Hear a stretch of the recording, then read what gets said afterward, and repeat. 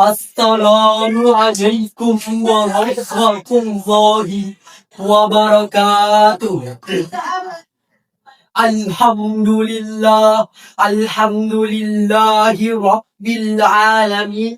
Wassalatu wassalamu ala asyrafil anbiya'i wal mursalin wa ala alihi wa sahbihi ajma'in.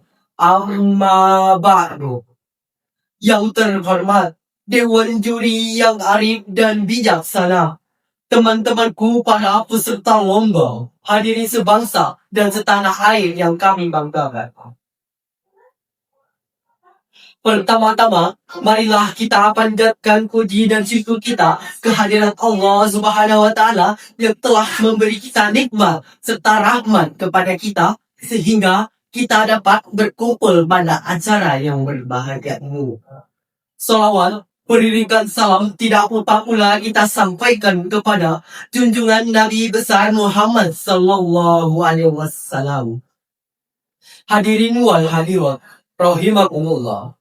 Beberapa abad silam, dalam tatanan sejarah umat Islam, ada banyak sekali perbuatan-perbuatan kejam yang dilakukan oleh manusia yang tidak memiliki rasa kemanusiaan. Ada banyak wanita dilecehkan. Bayi yang terlahir dengan berjenis perempuan dikubur hidup-hidup tanpa ampunan. Bahkan, saling membunuh antar sesama manusia sudah menjadi kebiasaan. Meminum minuman beralkohol dan pesta pora sudah menjadi kebudayaan. Setiap pemimpin mengedepankan kesombongan, banyak jatuh korban karena kebiadaban. Inilah potret zaman jahiliyah sebelum Islam datang.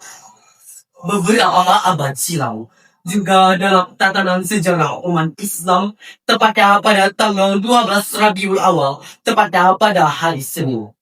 Lukisan indah, coretan sejarah mencatat seorang kelahiran yang akan membawa cahaya di tengah kegelapan. Seseorang yang akan membawa peradaban kelak menjadi peradaban yang penuh kebanggaan. Dialah baginda Nabi Muhammad Sallallahu Alaihi Wasallam. Refleksi konstruksi sejarah tersebut memberikan gambaran jelas bahwa misi terpenting Nabi Muhammad Sallallahu Alaihi Wasallam yaitu membawa perubahan dengan revolusi mental umat yang berperadaban menjadi manusia yang penuh kesantunan dengan menerapkan metode perbaikan moral, perbaikan perilaku, dan perbaikan akhlak. Maka dari itu hadirin, pada kesempatan yang berbahaya ini, di tempat yang mulia ini, kami dari SMK Negeri 1 Banjarmasin Silam akan menyampaikan syarah yang berjudul Keteladanan Nabi Muhammad Sallallahu Alaihi Wasallam dengan rujukan Quran Surah An-Ahzab ayat 21 yang akan dibacakan oleh Orikal.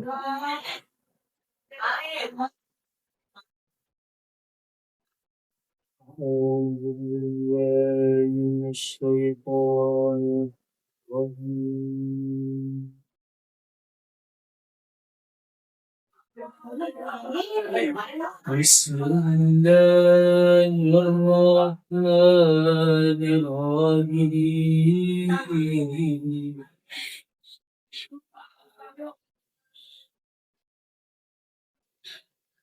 Laqad kana lakum fi Rasulillahi uswatun hasanah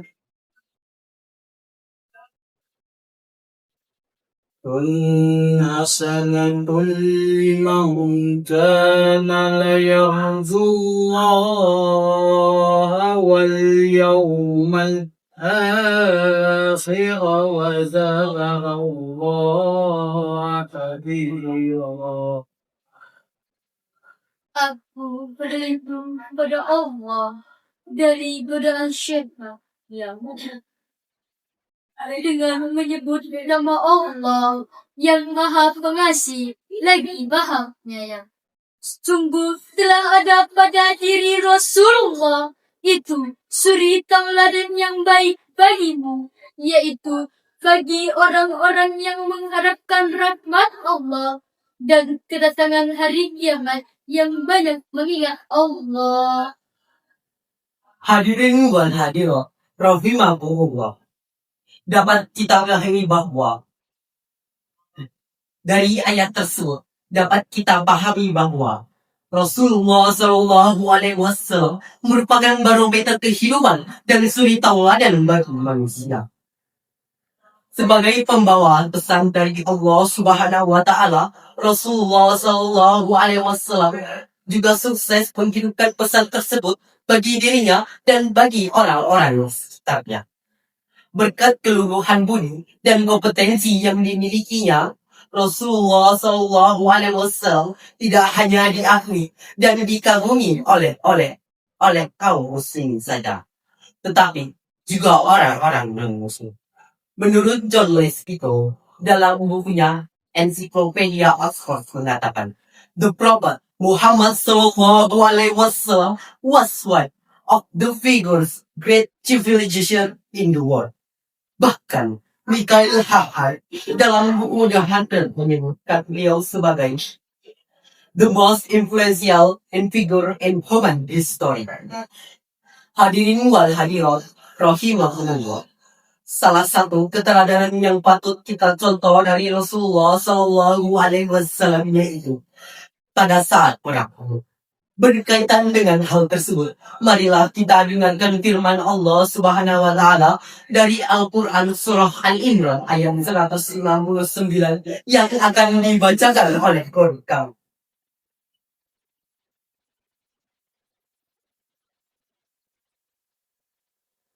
فبما رحمة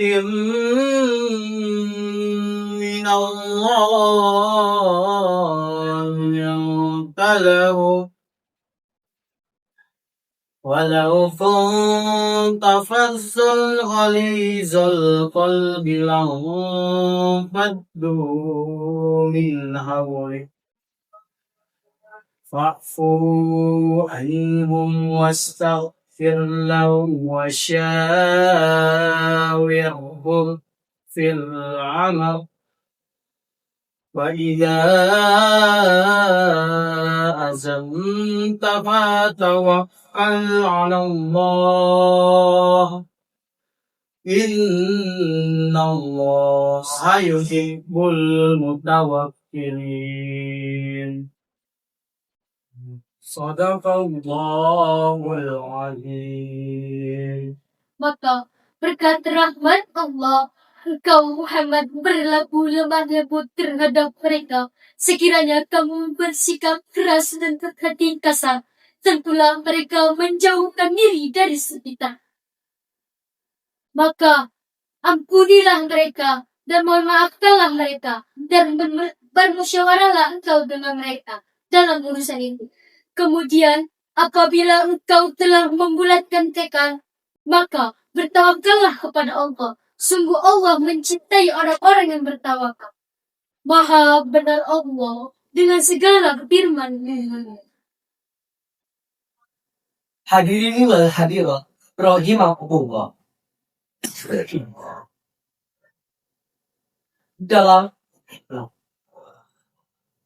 Hadirin wal hadirat rahimahullah. Dalam tafsir. Hadirin wal hadirat rahimahullah. Dalam tafsir tersebut, Kementerian Agama, latar belakang dari surah Al-Imran ini adalah banyak terjadinya pelanggaran-pelanggaran yang dilakukan oleh sebagian kaum muslimin. Hadirin wal hadirat rahimahullah. Dalam tafsir Ibnu Katsir, Kementerian Agama, latar belakang dari surah Al-Imran ayat 159 ini adalah karena banyak terjadinya pelanggaran-pelanggaran yang dilakukan oleh sebagian kaum muslimin saat keadaan genting pada perang Uhud. Bahkan pelanggaran tersebut telah banyak menyebabkan kaum muslimin menderita. Tetapi Rasulullah Shallallahu Alaihi Wasallam tetap bersikap lemah lembut dan tidak marah sama sekali. Bahkan beliau memaafkan dan memohonkan ampun kepada Allah Subhanahu Wa Taala untuk mereka. Senada dengan itu, tafsir Ibnu Katsir menyebutkan bahwa Rasulullah Shallallahu Alaihi Wasallam selalu bermusyawarah kepada mereka apabila menghadapi suatu masalah. Musyawarah yang dilakukan oleh Rasulullah yaitu pada saat peperangan. Rasulullah Shallallahu Alaihi Wasallam bermusyawarah sebelum perang Uhud, dan musyawarah lainnya yang dilakukan oleh Rasulullah yaitu pada perang Khandaq. Allah juga berfirman untuk selalu bertawakal kepadanya apabila setelah mencapai hasil mufakat dalam suatu musyawarah. Hadirin wal hadirat, sebangsa dan setanah air yang kami banggakan, dapat kita simpulkan bahwa Rasulullah Shallallahu Alaihi Wasallam merupakan nabi terakhir menurut umat Islam, merupakan representasi manusia sempurna yang multi talenta. Selain sukses melaksanakan misi risalah ilahi di muka bumi secara bersamaan, beliau juga menjadi sosok yang paling berkompeten dalam kalangan manusia. Ia adalah pemimpin terbaik. Ia adalah ayah terbaik. Ia adalah suami terbaik. Ia adalah kakek terbaik. Dan ia adalah yang terbaik di antara orang-orang. Muhammad adalah nabi kita, suri tauladan panutan bagi kita. Nabi Muhammad lahir di kota Mekah, Nabi Muhammad wafatnya di Madinah. Ayah Nabi Syarif Abdullah, namanya ibunya Syarina. Aminah namanya umur 2 bulan. Di rahim ibunya ayahnya telah wafat meninggalkannya. Inilah yang dapat kami sampaikan. Salah kurangnya kami mohon maaf. Hidup sendirian tanpa kasih. Cukup sekian dan terima kasih. Wabillahi taufiq wal hidayah. Wassalamualaikum warahmatullahi wabarakatuh.